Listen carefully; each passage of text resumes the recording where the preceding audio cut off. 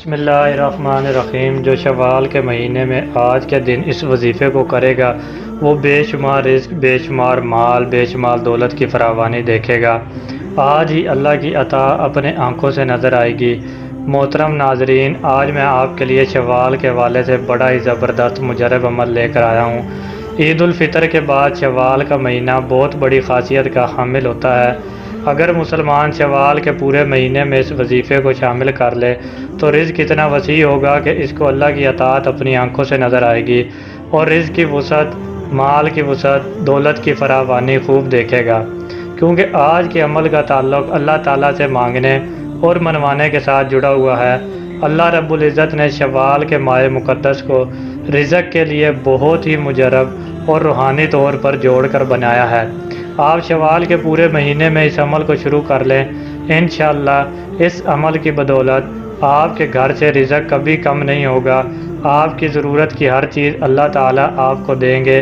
مزید یہ کہ جو بھی آپ کے حلال اور جائز چاہت ہے وہ سب اللہ تعالیٰ پہنچائیں گے، اور اس کے لیے اسباب بھی مہیا کریں گے۔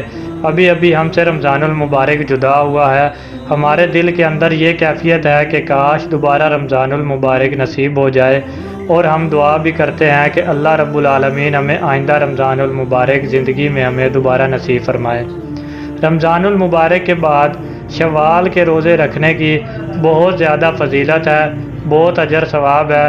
شوال کے معنی اوپر اٹھنا اور اوپر اٹھانا، بلند ہونا اور بلند کرنے کے زمرے میں آتے ہیں، کیونکہ اس مہینے میں نر اونٹ اور مادہ اونٹ سے جفتی کرتے اور مستی میں اپنی دم اٹھا لیتے تھے، تو اس مناسبت کی وجہ سے اس مہینے کو شوال کہا گیا۔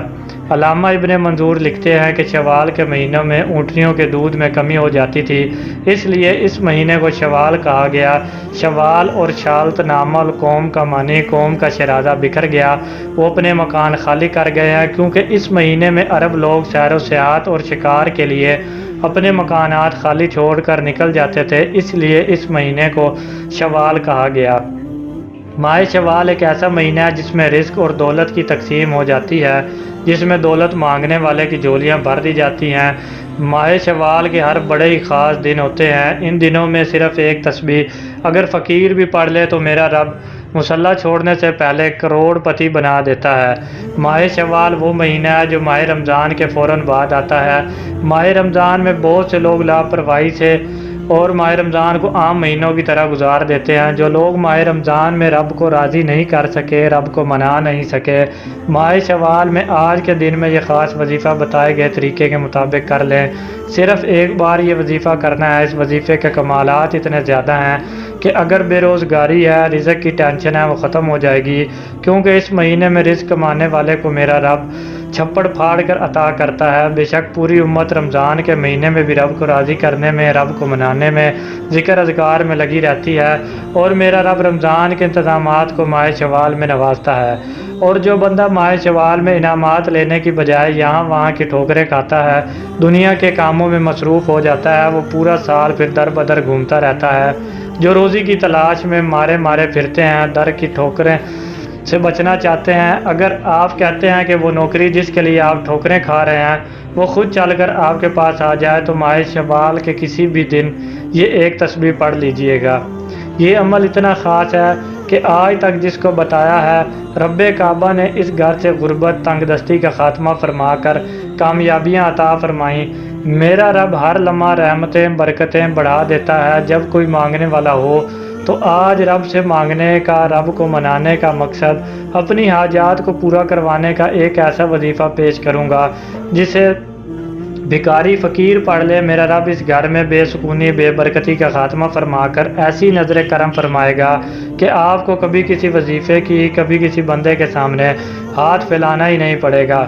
اب جو بندہ ایک ایسی زندگی چاہتا ہے جس میں صرف کامیابی ہو، جس میں کبھی کسی کے سامنے جھکنا نہ پڑے، کبھی کسی سے مانگنا نہ پڑے، تو آج ماہ شوال کے اس بابرکت دن صرف ایک تسبیح پڑھیے۔ کسی بھی نماز کے بعد اس وظیفے کو آپ نے ضرور کرنا ہے، تسبیح کو آپ نے ضرور پڑھ لینا ہے، اور انشاءاللہ تعالی اس مہینے کے صدقے آپ کے ہاتھوں میں دولت ہوگی، آپ کے ہاتھوں میں پیسہ ہوگا انشاءاللہ۔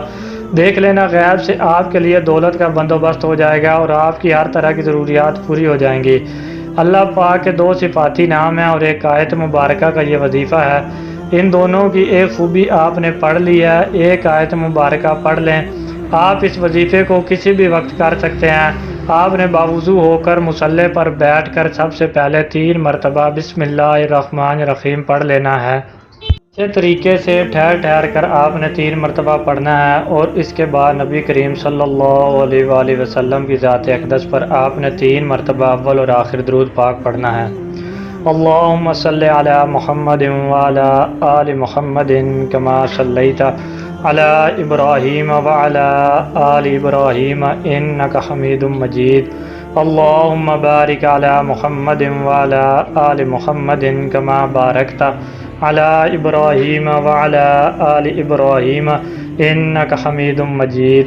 چھوٹے سے چھوٹا درود صلی اللہ علیہ وآلہ وسلم بھی پڑھ سکتے ہیں۔ جب یہ عمل کرنا ہے تو اس وقت آپ نے درود پاک پڑھ لینا ہے۔ اس کے بعد 100 دانوں کی تسبیح پر علم نشرہ کی ایک آیت مبارکہ وَلَسَوْفَ يُعْطِيكَ تک، اور بے شک قریب ہے کہ تمہارا رب تمہیں اتنا دے گا کہ تم راضی ہو جاؤ گے، یعنی یا حبیب صلی اللہ علیہ وآلہ وسلم بے شک قریب ہے کہ آپ کا رب عز و جل آپ کو دنیا اور آخرت میں اتنا دے گا کہ آپ راضی ہو جائیں گے۔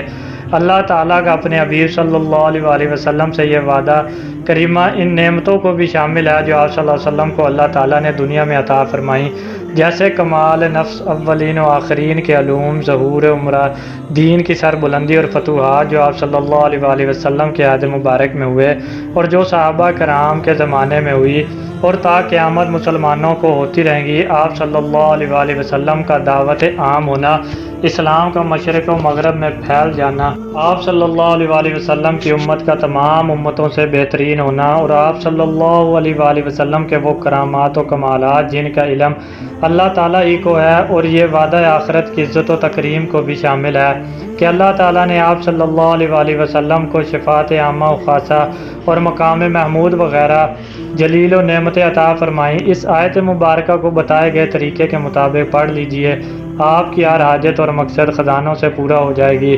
رزق اتنا آئے گا کہ لوگ آپ سے پوچھنے پر مجبور ہو جائیں گے کہ اتنی کامیابیاں کہاں سے آ رہی ہیں۔ انشاءاللہ اس عمل کی برکت سے اللہ آپ کے اوپر خصوصی رحمت کریں گے، آپ کو بے پناہ دولت سے نوازیں گے۔ انشاءاللہ جو بھی آپ کے مسائل ہوں دولت کے وہ حل ہو جائیں گے۔ آپ یہ دعا کریں کہ یا اللہ مجھ پر رزق کی وسعت کر دے۔ اللہ نے اپنے نبی سے فرمایا کہ تجھے اتنا عطا کروں گا کہ میرے نبی آپ مجھ سے راضی ہو جائیں گے۔ اتنی عظیم الشان آیت ہے، جو بھی نبی کا غلام، نبی کا چاہنے والا یہ پڑھے گا، اللہ رب العزت اسے بھی اتنا ہی عطا فرمائیں گے کہ وہ اللہ سے راضی ہو جائیں گے۔ اس آیت میں اللہ رب العزت کی اطاعت ہی چھپی ہوئی ہے کہ آیت اللہ سے بہت کچھ لینے کا ذریعہ ہے۔ اس آیت سے انشاءاللہ ہمیشہ ہمیشہ آپ کا رزق بے پناہ وسیع سے وسیع تر ہوتا چلا جائے گا۔ ایک بار ایک منافق مسلمان اور ایک یہودی میں جھگڑا ہوا۔ مسلمان کہتا تھا کہ کعب بن اشرف کے پاس چل کر میرا تیرا جھگڑا وہیں طے ہوگا۔